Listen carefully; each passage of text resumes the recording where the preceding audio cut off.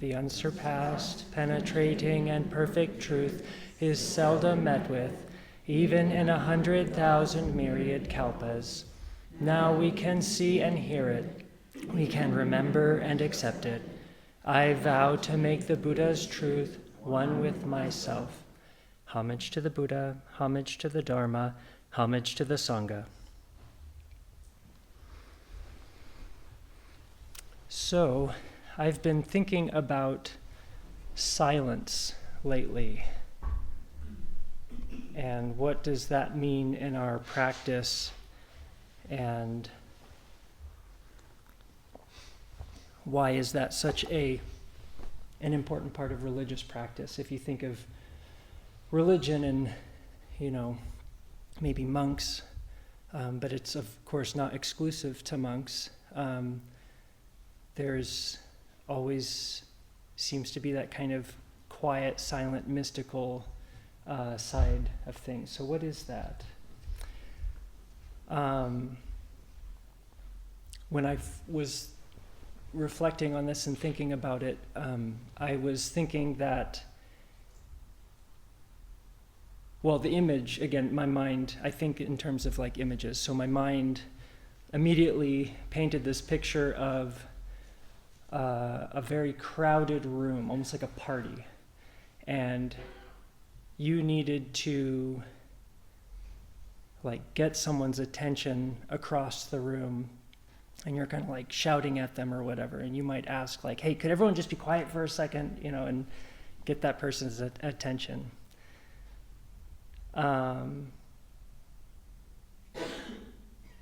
It has this kind of function, but it has a function of external but also internal. So we'll talk about those two aspects. And what I want to say at the very beginning is that silence, as I see it, is an attitude of mind. It has the external, but not to get caught up in what it may look like literally being silent. It's not always that way. And even we can kind of trip ourselves up if we make silence, literal silence, something to cling to. And yet, there is an important aspect to the literally being quiet, the literal silence, the external silence. Silence helps us listen to our heart. The heart tends to speak very quietly, and so when we can be quiet, we can tend to hear it more clearly. And I think I'm probably gonna be shifting in and out of metaphor a little bit, so just bear with me. So what I mean by that is we are learning how to see with the eyes of a Buddha, right? And silence helps us to see clearly. We are learning how to speak with the voice of a Buddha, and silence helps us to speak wisely. To know what is good to do, and I think ultimately to know our true nature, which is a very quiet type of thing. So starting with silence literally in our daily lives. For example, we are coming up to Jukai. This week is starting Jukai, starting tonight. So when we hold a retreat here at Shasta Abbey, both a lay retreat and also the monks, we have our 2 monastic retreats, which are just for the monks throughout the year. And we really endeavor to cultivate an attitude, but also an external silence. And those of you who train here, we're not a non-speaking tradition. We're walking around making puns, whatever. We're not a strictly silent monastery. And yet during retreats, hopefully we'll quiet down. You can always tell when we're getting to the end of a retreat because everyone starts getting pretty jazzy and excited. I think it's just, retreats are joyful. They can be very, very difficult, but they're also very joyful. And, that joy and that kind of gratitude just starts leaking out. And,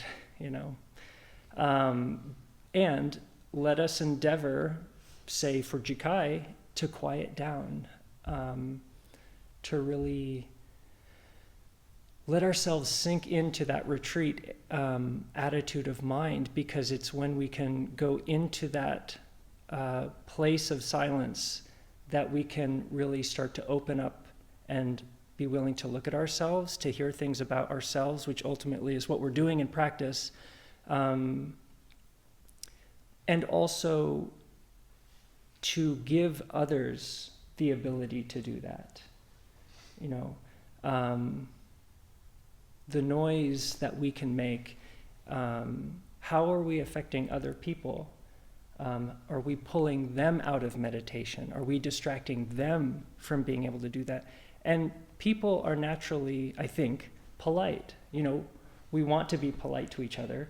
If you're talking someone's ear off during a retreat, if you really, if you look, you may realize, oh, they're kind of uncomfortable. I wonder why they're uncomfortable. Well, they probably want to be quiet, and here I am talking their ear off. So, and we just have to, we get excited and we realize, ooh, I shouldn't be talking. I should quiet down a little bit, and you just, come back.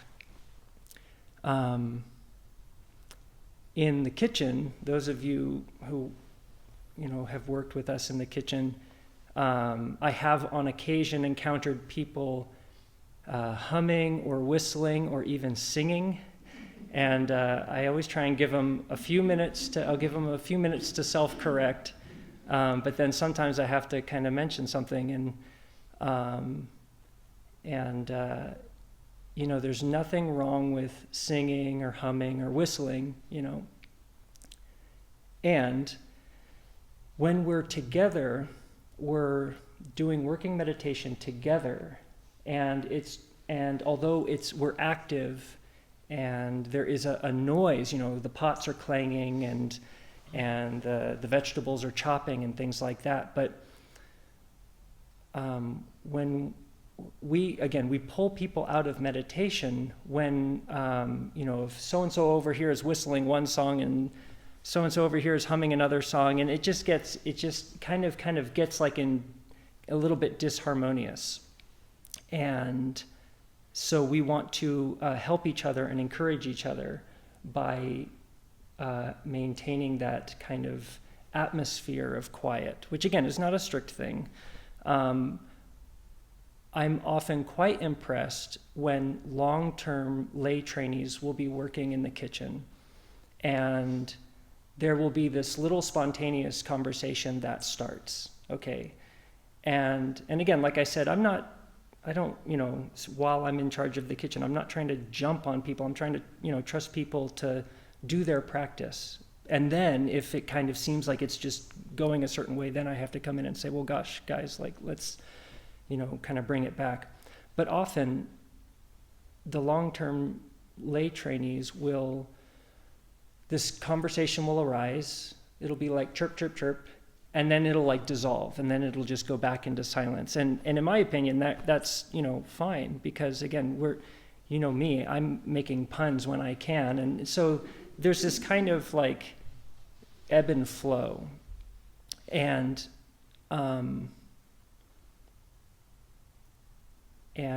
really what we're the external silence is helping us to cultivate the attitude of silence. And so when I see that,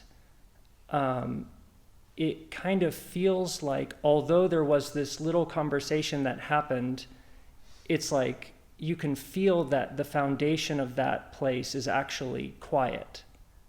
If it was from the self, then I see that too, and it kind of starts to snowball out, and it becomes this big noisy conversation. But things that have their kind of roots in silence, they kind of arise and then we as trainees just let them dissolve.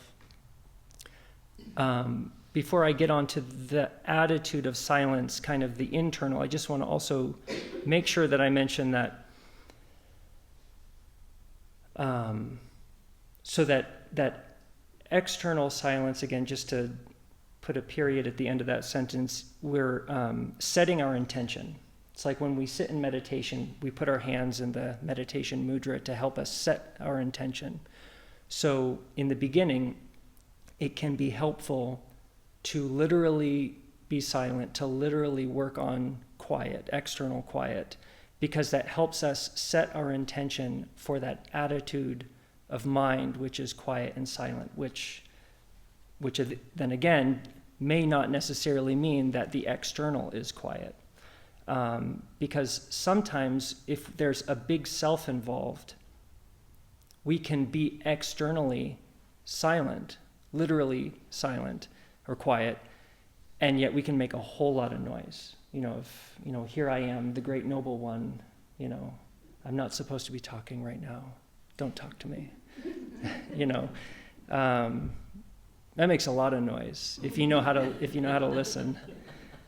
So don't make a self out of it either. When I was thinking about this, I started to realize I didn't quite know how I wanted to word this. I eventually went with silence, but what we're talking about could also be stillness. It could also be listening. I kept coming back to the word silence because I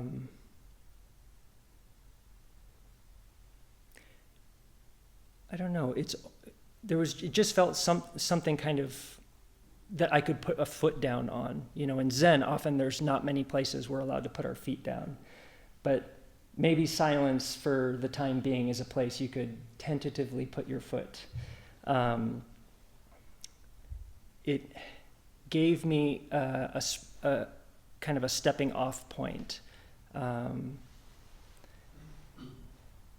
to think about this idea and how I incorporate it into my practice and what it means to me in my own practice. So the attitude of silence, there's this great story which I may have already told, and I can assure you I will probably be telling over and over again because it's one of my favorites. When River Master Oswin and I lived in Eugene, one of the congregation members told a story about, as I remember it and understand it, I've never actually looked this up, but the master who developed the martial arts style called Aikido, which apparently is a defensive style. I don't do martial arts and I don't know anything about martial arts, so that's just what I remember him saying. But someone was asking this master how he never lost his balance. And the master said, "Oh, no, I lose my balance all the time. The point is how quickly can I regain my balance?" And for me at that time in my practice, that just really opened a door, because I feel like that's what we're doing. And that was, the congregation member's point, was that in our practice, it's not about not making a mistake or not striking up a conversation and getting involved in it. It's how quickly can we regain our balance? How quickly can we return to that center? If we've gotten a little bit off center, how quickly, can we come back to that? We don't have to be afraid of mistakes in our practice, luckily. So that, you could say, would be like returning to silence, okay, so, and again, that can be the external silence, but we're starting to shift into that attitude of silence, that kind of sitting place. And when we get pulled off of that sitting place, to return there. And I think that when we cultivate this attitude of silence, we don't know how, but often we do help others. There is something that we radiate or express when we have that attitude. As you all know, when we walk around the monastery, we will often walk in shashu, which is like putting our hands at our chest in the walking meditation hand position. And especially as novices, we're supposed to do this. And when I was a novice, for some reason, I can't remember why, and it doesn't make any sense now to me, but I was, for some reason, resistant to it. I don't know why. But the novice master at the time, she said, "I have seen you walking around the monastery, not in shashu." That was all she said, and I was like, "Oh, okay, thank you." And so I went off, I was grouchy, like, and it was one of those kind of coincidences where River Master Chose, he must have been going out of the temple or something like that, and he was in his kind of work clothes, street clothes, had his wagesa on, and he was walking up the fire lane in shashu. And I had been grouching for a couple days in my head, about this whole thing. And there was just something so profound about, and quiet and still, about how he was walking up the fire lane in shashu. And it inspired in me such a desire to copy. It was like, yes, I want that. Like, okay, I can try and do that. I can try to do that.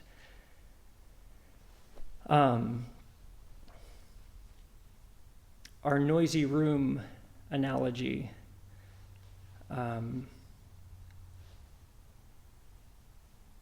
perhaps we are the one who is being called across the noisy room.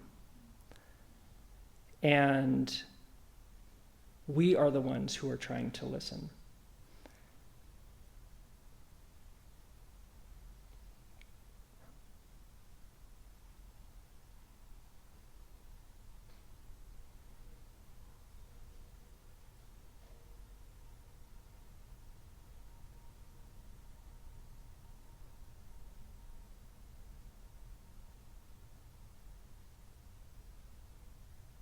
I don't think I have to say it, but I'll still ask, what is it that we're listening to? And so what changes? When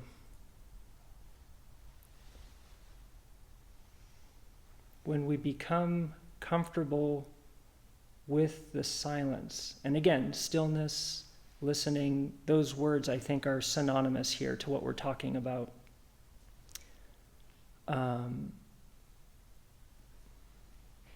In the unconverted or untrained,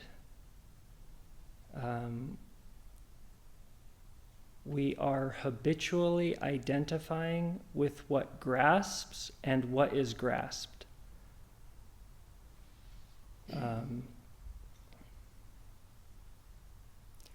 And when we turn our lives towards training, we are beginning to not identify with that process.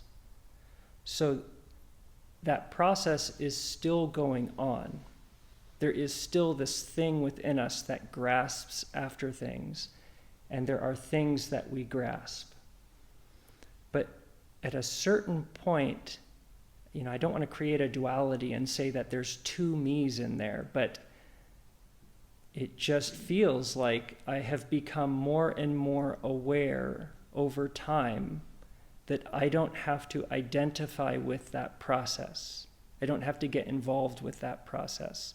Sometimes the habit energy is so strong that I just get sucked into it. But again, that's where we regain our balance. You realize, I've gotten sucked in. Let it go, put it down, and kind of recenter.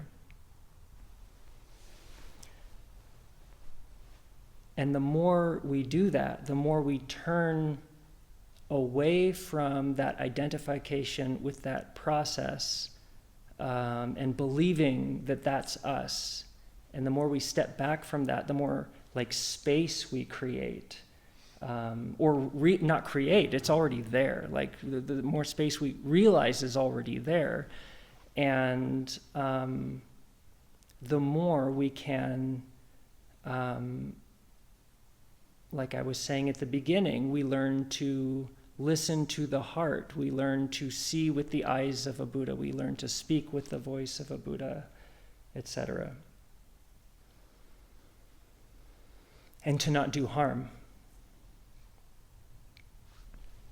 When I lived in Eugene, at the Priory, I must have been very new there. It must have been within the first few months that I was living there. And I went and grabbed the camera one day, the temple camera, and went around and took all these pictures, because I thought, oh, it's so beautiful here, and I want pictures of, this place and stuff. And, Reverend Master Oswin, my teacher, and he was the prior there at the time, he kind of caught wind of what I was doing and was like, yeah, you don't really kind of take the temple camera without permission and go around and take all these pictures and stuff. Yeah, but it's not really what we do. And I thought, oh, okay, well, fine, like why not, well, and as you all know, because part of our practice, especially in the temple, is, we ask permission, for everything, not because the monastery has to be authoritarian or anything, but because it's an opportunity to let go of the self. It's an opportunity to not be able to just do what you want to do. It challenges us to look at ourselves, and it's like, well, do you really need to do that? So here's this young boy, like, why do you feel like you need to go around and take pictures? Like, why do you feel you need to do that? And et cetera, et cetera. That's for me to reflect on. Well, so one morning, shortly after that, I can't remember why, but I was outside, and the sun was coming up, and it was just absolutely beautiful. All sorts of really spectacular colors. Just one of those sunrises where you're just like, wow, that is a painting. And my first thought was, I need to go get the camera. I need to take a picture of this. And luckily, because practice and temple life helps us to quiet down, both externally but internally, I was able to see myself, I was able to hear myself, like what my mind was doing. And it was like, here is this spectacular sunrise, and I want to run in the opposite direction. And it was a very eye-opening experience for me. And so I just stood there and just watched the sunrise and just was there with it until it was like, okay, it's good not to be here anymore. And if I had run off to go get the camera, I would have totally missed it. Totally missed that. So it was an important lesson. Another important lesson at Eugene, I can't remember what was going on, but there was one time where Reverend Master Oswin, I must have done something, or he must have given me instructions. It was, especially in the beginning, he was often giving me instructions, and I was just getting way off. And he said to me one time, he says, you need to listen better. And that was really painful, but it was absolutely true. And I don't know that I quite got it then, but over the years, I've seen often, and it's something I really have to work at, because I saw how noisy my mind is, and even today someone will be giving me instructions, and my mind will latch on to one piece of the instructions or something like that, and if I'm not careful, like, it starts to spin its wheels, and I'm not listening to the person, I'm listening to what my mind thinks that it wants to, like, be doing or something, and Maybe that's all of us. Maybe it's a particular kind of mind. But that noise that our brains create, again, just learning to see that, not judge it. We don't have to judge ourselves, but to just see it and, again, take a step back from it. I think we live in a culture which is very noisy. Our culture seems to emphasize noise, encourage noise. So I don't think we're really taught this. And when I was considering this and why, what is this noise that we're encouraged towards, it made me think of distraction. And I think perhaps it's because we are usually uncomfortable with silence, both literal silence and internal silence. And it's probably not malicious that our culture, or maybe even the world culture, seems to encourage this attitude of noise, but I think it's more like a collective, I'm not saying this is right, this is just how I think about it, that it's just our kind of collective karma, that we're all so uncomfortable with the silence that we just are encouraging each other, accidentally, like, yeah, it's okay, like go to seek the noise, seek safety in the noise. Training is difficult, and looking at the self is difficult. So I think that we take refuge in the noise because when it's silent,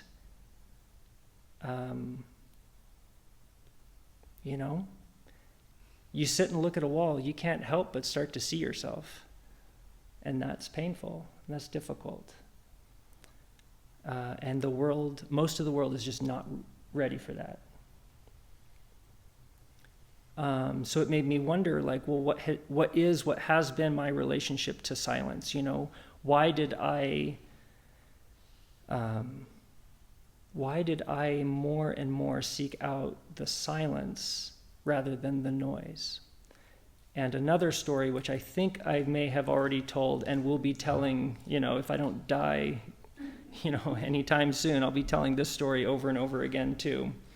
But it was another really, really helpful moment for me where, again in Eugene,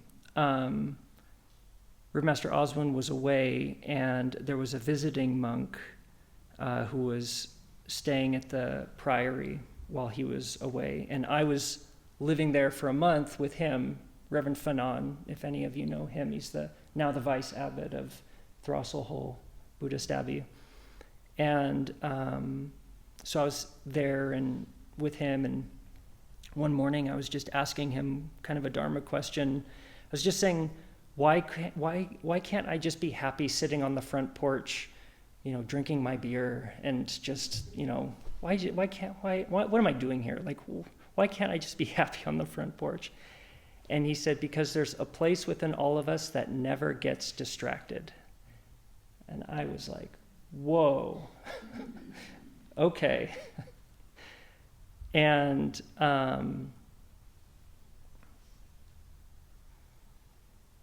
when that story came up when I was thinking about this, there's a place that never gets distracted. That's like saying, or another way I think that maybe that could be said is because there is a place within us that is fundamentally quiet. If the distraction is like noise. Our true nature is, and again, you can't really talk about true nature the second you try and put a word on it, it's slipped away. So what I'm about to say is, already wrong, and our true nature is fundamentally silent in one sense. And that noise, that distraction. We can't lose our true nature. It's not something that we've lost and we don't have. It's just something that we have forgotten or don't recognize. And